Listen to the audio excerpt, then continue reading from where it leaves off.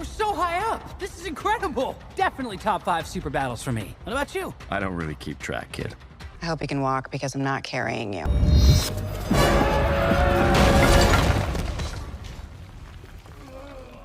She-Hulk smash.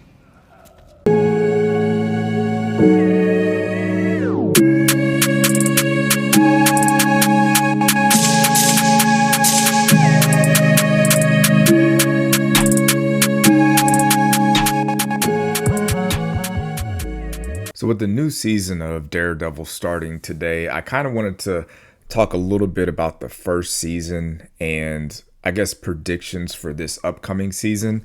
Now, the first season, well, this is the Marvel Disney Plus version, not the Marvel Netflix version of Daredevil. So it was a little bit different.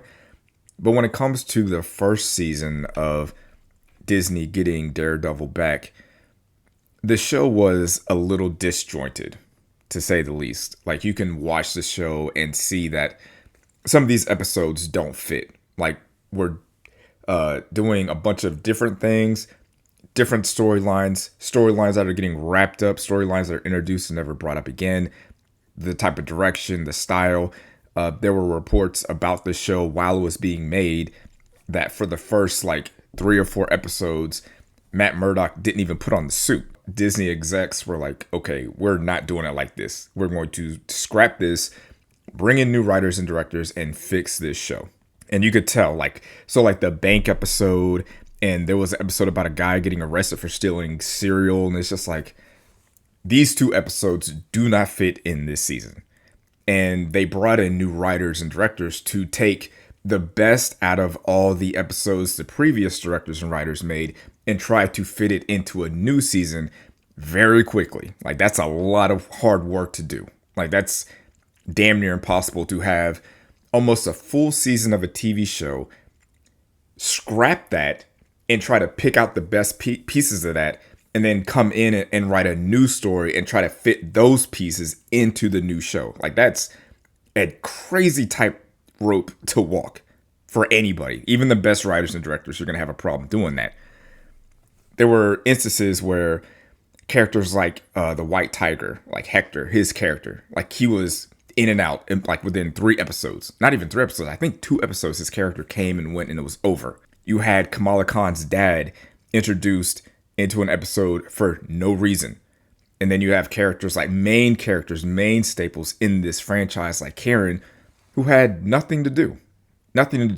You had a great villain, a great interesting villain like the Muse, introduced, got out of here immediately. 2 episodes, you're done.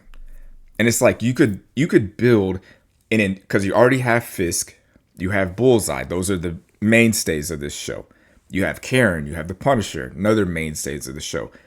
You don't need to throw in the Muse and the White Tiger.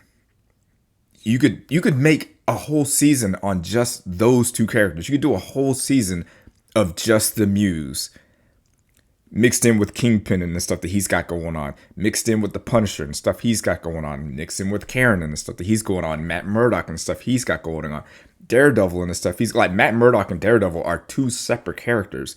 You have to view them as such, and to have the Muse be the main theme of the entire season, that character has enough depth and interest. I looked into that character. There's a lot that goes on with that character, and it's way more interesting than what they made it out to be in this show. So that's kind of, how the writer and director were kind of handcuffed, where it's like, we can only do so much. So I am way more excited for this upcoming season because the writer and director are the same throughout the entire season. They don't change writers and directors. They're not bringing in new voices. It's the same consistent voice, start to finish. And something that I did like on season 1 was the dynamic between Vanessa and Fisk going through couples therapy. Like, that's pretty interesting when you think of a guy that is capable of smashing a guy's head in a door, going to couples therapy like a regular person, almost like how Tony Soprano goes to therapy, where it's just like, this guy's a mob boss and kills people, and he's just sitting here expressing his feelings to his therapist. So it's an interesting dynamic. I'm gonna go ahead and tell you guys something. About 90% of you guys that watch this video are not subscribed to the channel. Don't be a weirdo. Subscribe to the channel. Don't be part of the 90%. Be a part of the 10%. And let's get that 10% to 90%. So 90% of you guys that are watching are actually subscribed. That would help me out a lot. Cost you nothing. It's free and I'd appreciate it. I kind of want to talk about season 2, some of the predictions and things that, I think are going to happen and things I'd like to see happen. So the AFTF, that's pretty much going to be propagandized throughout the show. Like, they're going to make it seem like that they're doing the right thing. They're protecting New Yorkers and they are necessary to defend the people of New York from vigilantes. That's how the public is going to be presented when it comes to the AFTF. And clearly, based on season 1, they are not that. They are a bunch of random, lawless hooligans out there running amok, doing whatever. They're pretty much Fisk's personal police, where they do what he says, the law be damned, because Fisk is now the mayor. So they can pretty much do whatever they want. And that's not what you want to have. Things that do get me excited is that Jessica Jones is returning. She was one of my favorite defenders outside of Daredevil. She was the second best. Like, her show was the second best. It was probably Daredevil, Jessica Jones, Luke Cage, and then, watching paint dry, mowing the lawn, taking a nap, doing my taxes, and then Iron Fist. You made it this far. If you have not liked the video at this point, what are you waiting for? Just like the video. Hit the like button right now. I'm talking to you. Make sure you like the video and subscribe and drop a comment. All that stuff. This is a threat. Not a threat, a warning. But it could be a threat. Just do it. So what I would kind of like to see is maybe this season introducing this cast is full because Bullseye and Fisk and Daredevil and all these guys are all back. But maybe slowly introducing the White Tiger's niece as the replacement for her uncle as the White Tiger, because that they introduced her in season 1 and I feel like they didn't introduce her for no reason. And she has motivation to be the White Tiger, to pick up the mantle and do what her uncle was doing. I would like to see if they mention characters that have been interacting with Daredevil and with Matt Murdock. Like, does Echo make an appearance? Does She-Hulk make an appearance?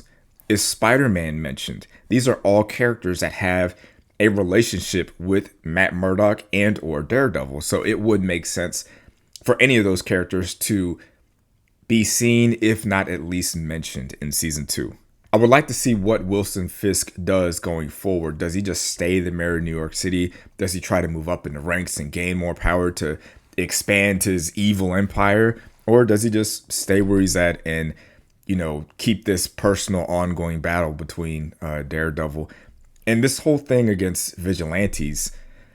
The people of New York, I wonder where they fall on this, because when you think about vigilantes and who they are and what they do, Daredevil has done the right thing. It's not like he's John Walker, where he's killed innocent people or defenseless people in public.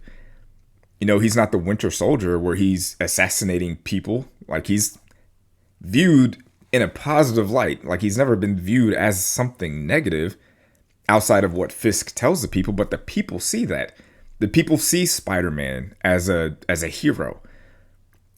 The only problem is, if I was a New Yorker, I would be like, hey, well, we have this whole alien problem. We have Hulks and Thors and all these kinds of people destroying buildings and neighborhoods and all that. That's more of a problem. So I'd be curious to see if, like, the Sokovia Accords, I know that they kind of got disbanded, but maybe a mention when it comes to this vigilante thing, because it's like, hey, the Soviet Accords were more of a global thing to help the entire world, whereas the AFTF is more so used just for New York, to keep the New York vigilantes off the streets. So I would like to see how that dynamic works going through season 2.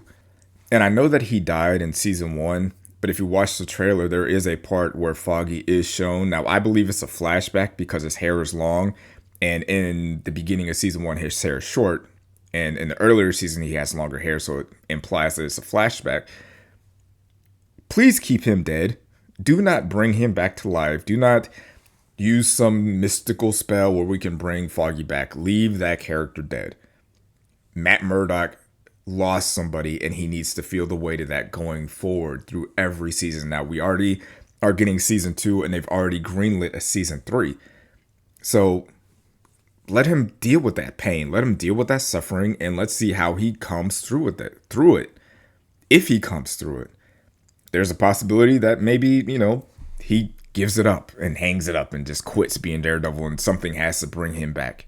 And we'll see about that. Now, I fully believe that season 2 is going to be way better than season 1, and I think it has the potential to be better than the Netflix Daredevil series. Now, that's a very high bar because I thought that was one of the best TV shows, period. Not like best Marvel shows, not best comic book shows, best TV shows. So it's a very high bar to reach, but I think that they can reach it based on the trailer. I'm excited. Let me know what you guys think about it in the comments. Like, comment, subscribe. I'll see you in the next one. Peace. Thanks for watching, babe. Make sure to like this video and subscribe to the channel.